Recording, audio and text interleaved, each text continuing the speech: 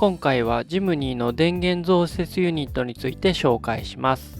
ジムニーには標準の電源が少なく、アウトドアやキャンプなどで利用する際に不便が生じます。そこで電源増設ユニットを取り付けることで、より快適な車内環境を作ります。電源増設ユニットにはいくつかの種類があり、使用目的によって商品が異なります。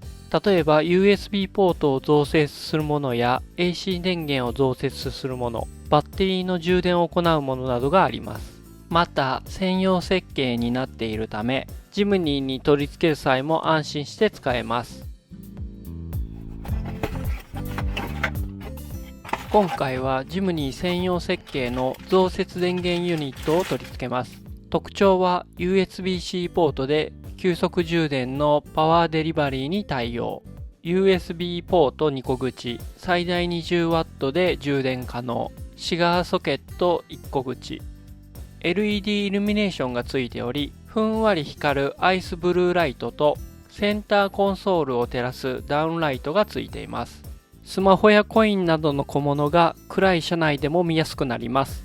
ジムニー専用デザインで純正のようなフィット感があります。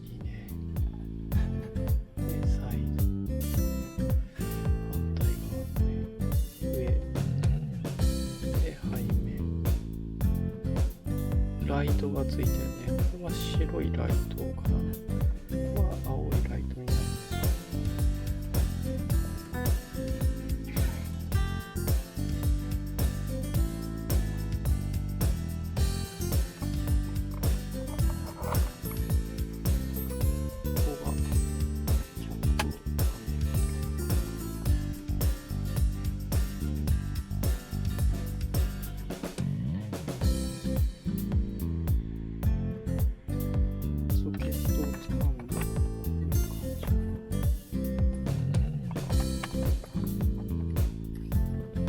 シガーソケットからタイプ A にするやつが必要なんですけど、必要なくなるの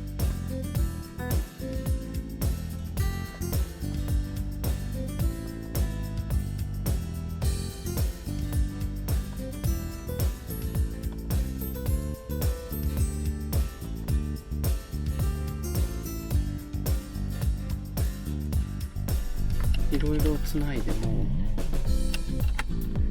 ピンポンって言ったからね、充電中だね。これパソコンが充電できるのがすげえみんな。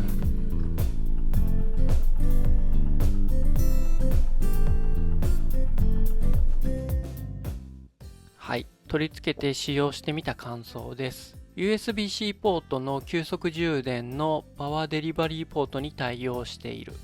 スマホやパソコンなどバッテリー容量が増えていますので、急速充電に対応しているのはとてもありがたいです。でまた、ジムニー専用設計なので、ジムニー乗りにおすすめの商品です。以上、ジムニー専用設計の電源増設ユニットを取り付けました。電源増設ユニットを取り付けることで、アウトドアやキャンプなどの使用時により便利で快適な車内環境を実現できたと思います。